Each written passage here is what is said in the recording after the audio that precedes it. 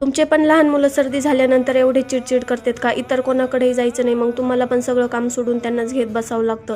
कारण सर्दी हे दुखणं आहेच असं की जे दिसत नाही, पण त्याने त्रास खूप होतो, खास करून तर लहान मुलांना.